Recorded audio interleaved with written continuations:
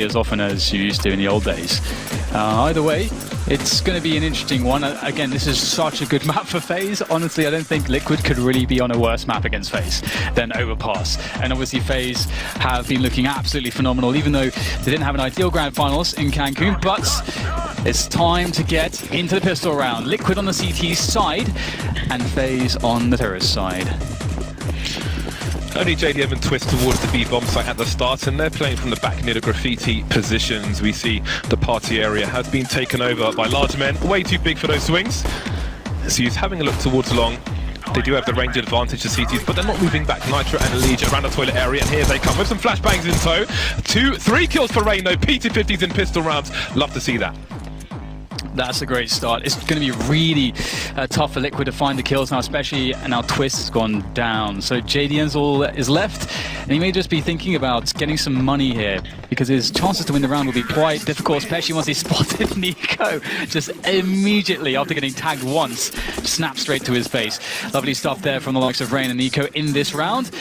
I know, James, I just want to say Rain and Nico for this map, just generally speaking. Those guys.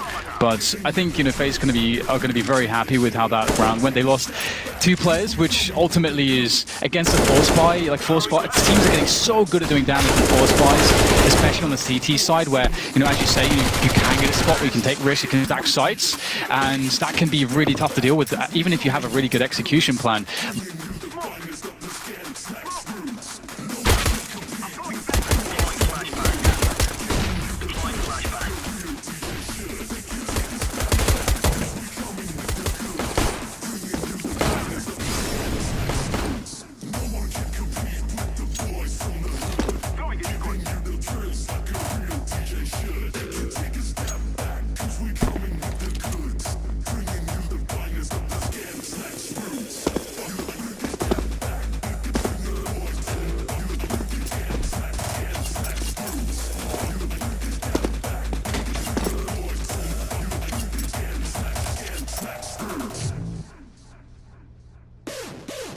Didn't go down after the first kill in that situation. FaZe are lacking Dan, like when Puff Daddy writes his own lyrics. There's a lot missing. It's not an ideal situation. Olafmeister in the microwave. Manages to open the door though and escape for the time being. But not for long, back in the microwave. 5 versus 2, and these pistols are not getting much of anything. All of a sudden, Liquid are making a match of this on Overpass. Yeah. Guardian will get finished off, and that's 5 players surviving. That's going to be, I mean, look at the money now for Liquid. It's unbelievable to think. He's going mad at his teammates. You can see him actively arguing in games and stuff like that. We haven't seen that in a while. So I think he has grown as a player and a person, indeed. So that is good to see at a good note as we get into round number 19, 11-7 to Na'Vi now. A very huge round for QB. You see a bit of a bonus situation coming through with 2 SMGs on the CT side. A Famous for Zeus. Simple with the AWP. And he hits a lovely shot there towards the underpass. 5 on 4. Hard work done. He can fall back towards the arch here, but I don't feel like he's the sort of player just to be happy with 1 kill. He won't be satisfied just yet. Jinka still waits with smoke down, hoping that someone will get inquisitive on the barrels and jump above. But Edward and Flamey seem content with allowing them to at least attain the bottom side of Banana. In fact, more than that now, as they'll fall back inside of the site. Content, in fact, with the first kill.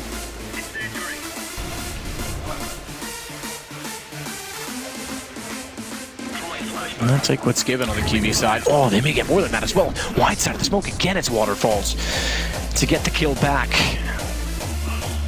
for Quantum.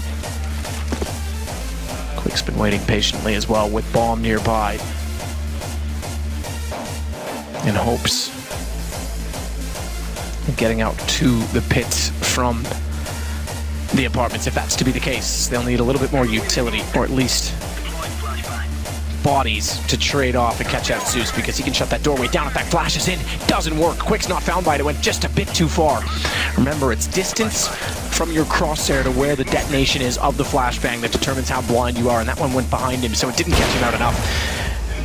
And Electronic went down as a result. Simple made up for it by getting jump cut, but Zeus still on the site. Could be in a good position, good find again from Simple. Now he's looking better on the AWP. Yeah, he certainly is as he hits another one there. 4 kills for him in total so far. 5 seconds remaining. Matt looks like the round is done. Simple can afford to go a little bit more wild at this point. The round is guaranteed. He wants the ace. He's hungry for it. He won't get it, and Kvik won't be in a garbage position here. But good timing from Waterfall should guarantee in the frag. Somehow doesn't convert that to a kill. Zeus takes him down, and it will be a 4-4. Na'Vi still a fighting chance if the time is ticking away. Almost a guaranteed kill there for Moomball, and will be Flamey taking down him. Simple will turn his attentions toward A, having looked toward Banana. Little does he know that Banana's an open access toward B, but bomb may still get planted. Oh my goodness, Flamey! That was delicious, Matthew. The Desert Eagle comes out, finds 2 crispy headshots there, and he does save the round. It was getting a little bit tight at that point, but Na'Vi pull it back in the second, and there we go. Okay, well, I'm on board with that. Valina. There we go, as we managed to see another round posted by Quantum. Money shouldn't be broken just yet. Simple brings out the AWP. We can talk about that quickly. The reason we question the T-side AWP on Inferno is because it's very good at the opening sectors. As the city's getting aggressive, you can try to take down the rival Orpha, of course, but once the mid-round begins, it drops off significantly, and it can be difficult to make it work. I feel like 5 AKs, you don't have to have an AWP on any map, really. I think it's a common misconception. The AWP has to come out. You can have 5 rifles and still have a very efficient fragging unit there. Number 6, and we will see Waterfalls as the designated door for the CT side here. Zeus is smoked out towards middle. CT can go aggressive towards that area. And we'll see whether they can make this default work as they aim for banana control here. So Quick looks down, tries to spot them out. Just barely safe of flames. Mere inches in front of him on top of the barrels, but he doesn't take any damage as Electronic will get closer, winning at least the map control of Banana with utility. Oh, but he's got to be careful. I thought his gun barrel showed. I think Quick knows he's there. He certainly has the sound cues. He'll go for the fight, but Electronic wins the duel, and on top of that, Jamqua cannot find the trade. Electronic, showing why he was signed to this team, is considered one of the hardest hitting players in the CIS region. 2 kills for him. Edward chimes in as well. Looks like a pretty simple procedure, if you will, for Na'Vi, as Electronic gets 4 kills into the round, and that should be quite the harsh reset now for the CT side. You can see $1,400 for a couple of them there. There's Electronic on your screens right now, showing what he does best with the AK-47. So Starts him out very nice, creates some space for Body to work with. That is obviously very important. Apex with the meme high fives. He's become sort of a world-class memer on his own, hasn't he? Oh, it's great. That picture that he had out last year. That was what, right around Malmo, I think that was from? Yeah, I love that. Oh, it was so good. So it's taken on a life of its own, really. It's weird that it's not around now. I thought that was going to last for a long time. Listen, we can bring it back, Moses. That's the magic of memes. It is indeed. I mean, amongst other things. 9-3, moving into the 13th round. Bomb dropped all the way back. Flash Gaming expecting actually that G2 are going to be a bit aggressive in this round. They're sort of anticipating that maybe that would happen. And so far they've got nothing for it. So that's always a little bit annoying when you have to spend, first 35 seconds or something of a round and then you just don't get anything out of it.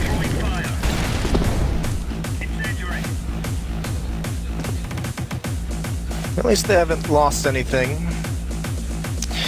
This is where G2 was able to get at least their 2 rounds before that third one, was when they had all the utility. They had a double up set up with, at the time it was Kenny and NBK, now it's Kenny and Shox. And NBK is actually rotated over towards the A bomb site where he's been the anchor of B for the majority of this half. Summer's going to lead the way up brackets, all on his zone, spamming through the smoke, and there's a universe in which a bullet connects, and Shox is going to start things out over towards B. He's actually going to get into the site, choosing he doesn't want to get smoked off with this AWP. Going to play a very narrow angle. There's no one even on the rotate yet. Apex just now getting started, but he's light years away, and it might not matter.